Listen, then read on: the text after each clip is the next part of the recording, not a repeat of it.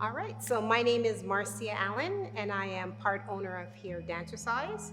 Dancercise has been in business for the last 19 years, so we're going on our 19th year. And what makes, I think, us different from a lot of the other studios is that we're very family oriented.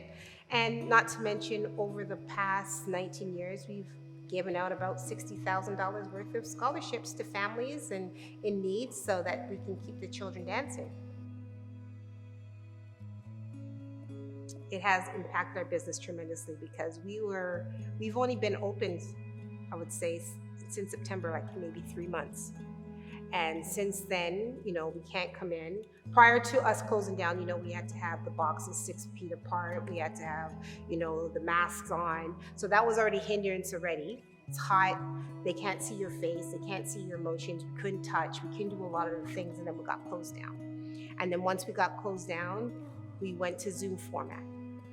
Kids don't like the Zoom format because they're already in Zoom for school all day, and then they have to go online at night for dance classes. So we were having a very difficult time even motivating the students to even take those Zoom classes. So we only offered it to those who wanted, and it was very minimum, like next to nothing of the students that wanted to do the Zoom classes because they were already taking Zoom classes throughout the day. So that was tremendous. We have staff.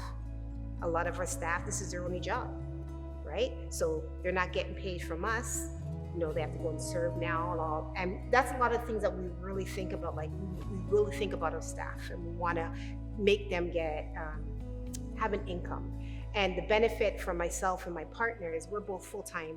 We have full-time jobs. So we do Dancercise out of passion. We don't do Dancercise because we're trying to make money. In fact, we don't make money, right? So that's why the studio is the way that it is and why it is thriving, and why some families come here because they know that we're not trying to gouge them for money, right? We try to make everything as cost effective as possible. So with Zoom getting us, and then students dropping out and not wanting to come back, and even now coming that we're thinking we're back in the role, a lot of families are afraid. They're afraid to come back. And if they're afraid to come back, enrollment is down. And what do? Well, same thing. We have sanitizing of the studios after every class. We have hand sanitizer. We have sprays for any areas that they touch, commonly touched. Outside in common areas, they have to wear masks. Now we're lucky that when they're in a dance class, we give the students the option if they want to wear the mask or not wear the mask. So some of them have opted to still wear the mask, and some students have opted to take the masks off.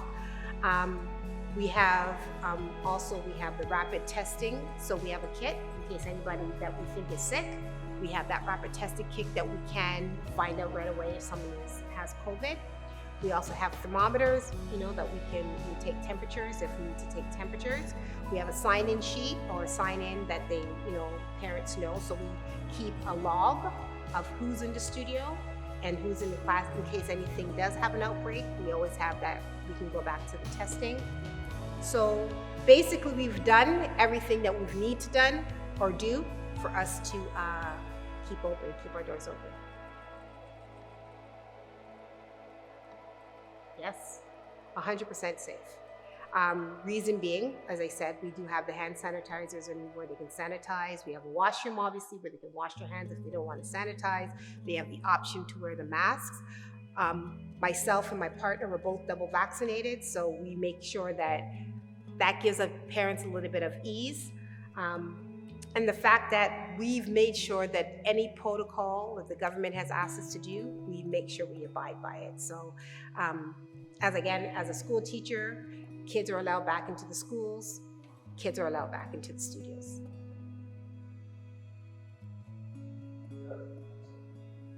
Supporting local does impact our business in a sense, because when students want to buy, let's say, dance attire, we send them to our local dance shop, right? So that's where they get their shoes and their tights and any of those things. Costumes, we try Canadian, right? We buy Canadian companies.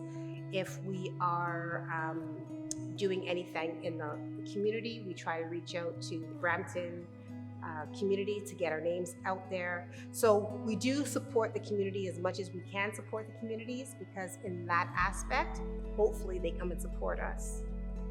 right? Right now, we're also competing with, as I said, many other dance studios. So we're all in the same boat, right? So that's where the challenge is right now. Everybody's dropping off and everybody's trying to get students back into the buildings, right? I have to say thank you, thank you, thank you.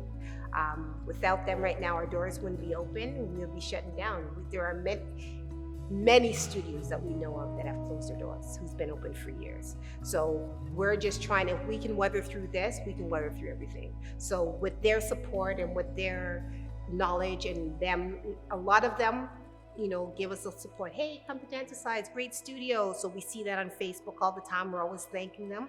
Without that word of knowledge and them knowing what our studio stands for, I don't know if we'd be here today.